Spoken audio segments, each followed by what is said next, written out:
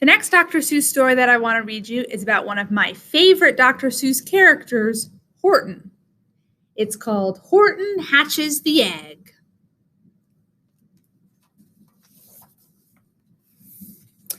Sighed Maisie, a lazy bird hatching an egg. I'm tired and I'm bored, and I've kinks in my leg from sitting, just sitting here day after day. It's work. How I hate it. I'd much rather play. I'd take a vacation, fly off for a rest. If I could find someone to stay on my nest. If I could find someone, I'd fly away free. Then Horton the elephant passed by her tree. Hello, called the lazy bird, smiling her best. You've nothing to do, and I do need a rest. Would you like to sit on the egg in my nest? The elephant laughed. Why, of all silly things, I haven't feathers and I haven't wings. Me on your egg? Why, that doesn't make sense. Your egg is so small, ma'am, and I'm so immense. Tut, tut, answered Maisie. I know you're not small, but I'm sure you can do it, no trouble at all. Just sit on it softly. You're gentle and kind. Come, be a good fellow. I know you won't mind.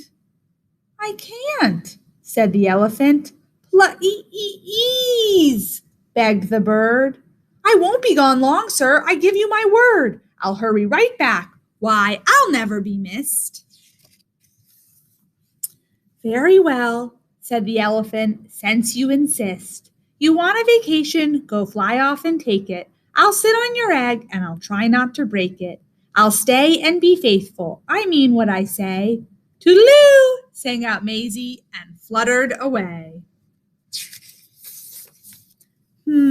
The first thing to do, murmured Horton. Let's see. The first thing to do is prop up this tree and make it much stronger. That has to be done. Before I get on it, I must weigh a ton. Then carefully, tenderly, gently he crept up the trunk to the nest where the little egg slept. Then Horton the elephant smiled. Now that's that. And he sat, and he sat, and he sat, and he sat. And he sat all that day, and he kept the egg warm, and he sat all that night through a terrible storm. It poured and it lightened, it thundered, it rumbled. This isn't much fun, the poor elephant grumbled. I wish she'd come back, 'cause I'm cold and I'm wet. I hope that Maisie bird doesn't forget. But Maisie by this time was far beyond reach, enjoying the sunshine way off in Palm Beach, and having such fun, such a wonderful rest, decided she'd never go back to the nest.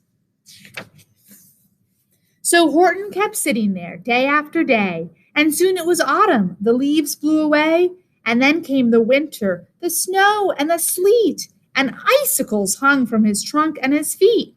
But Horton kept sitting and said with a sneeze, I'll stay on this egg and I won't let it freeze. I meant what I said and I said what I meant. An elephant's faithful 100%.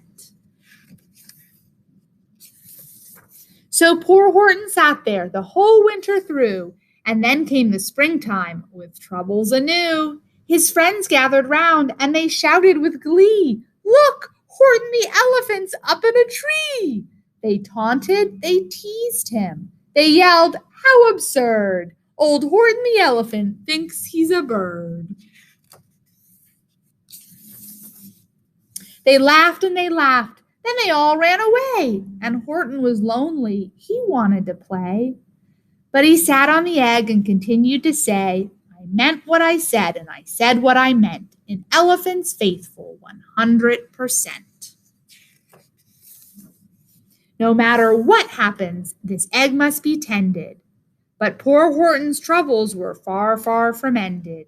For while Horton sat there, so faithful, so kind, 3 hunters came sneaking up softly behind. He heard the men's footsteps. He turned with a start. 3 rifles were aiming right straight at his heart. Did he run? He did not. Horton stayed on that nest. He held his head high and he threw out his chest and he looked at the hunters as much as to say, "Shoot if you must, but I won't run away. I meant what I said and I said what I meant. An elephant's faithful 100%." But the men didn't shoot. Much to Horton's surprise, they dropped their 3 guns and they stared with wide eyes. "Look!" they all shouted. "Can such a thing be? An elephant sitting on top of a tree!" "It's strange, it's amazing, it's wonderful, new. Don't shoot him, we'll catch him. That's just what we'll do. Let's take him alive. Why, he's terribly funny. We'll sell him back home to a circus for money." And the first thing he knew, they had built a big wagon with ropes on the front for the pullers to drag on. They dug up his tree and they put it inside, with Horton so sad that he practically cried. "We're off!" the men shouted, and off they all went, with Horton unhappy 100%. Up out of the jungle, up into the sky, up over the mountains 10,000 feet high. Then down, down the mountains and down to the sea went the cart with the elephant, egg, nest, and tree.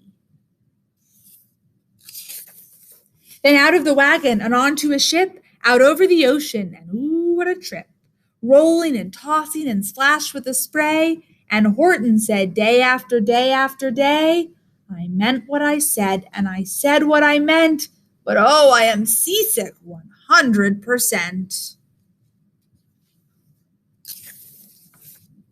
After bobbing around for 2 weeks like a cork, they landed at last in the town of New York. "All ashore!" the men shouted, and down with a lurch went Horton the elephant, still on his perch. Tied onto a board that could just scarcely hold him, bump, Horton landed, and then the men sold him. Sold to a circus. Then week after week, they showed him to people at 10 cents a peek. They took him to Boston, to Kalamazoo, Chicago, Weehawken, and Washington too, to Dayton, Ohio, St. Paul, Minnesota, to Wichita, Kansas, to Drake, North Dakota. And everywhere thousands of folks flocked to see and laugh at the elephant up in a tree. Poor Horton grew sadder the farther he went, but he said as he sat in the hot, noisy tent, "I meant what I said, and I said what I meant. An elephant's faithful 100%. Then, one day, the circus show happened to reach a town way down south, not so far from Palm Beach. And waddling along way up high in the sky, who, of all people, should chance to fly by, but that old good-for-nothing bird, Runaway Maisie, still on vacation and still just as lazy. And spying the flags and the tents just below, she sang out, "What fun! Why, I'll go to the show." And she swooped from the clouds through an open tent door. "Good gracious!" gasped Maisie. "I've seen you before." Poor Horton looked up with his face white as chalk. He started to speak, but before he could talk, there rang out the noisiest ear-splitting squeaks from the egg that he'd sat on for 51 weeks. A thumping, a bumping, a wild alive scratching.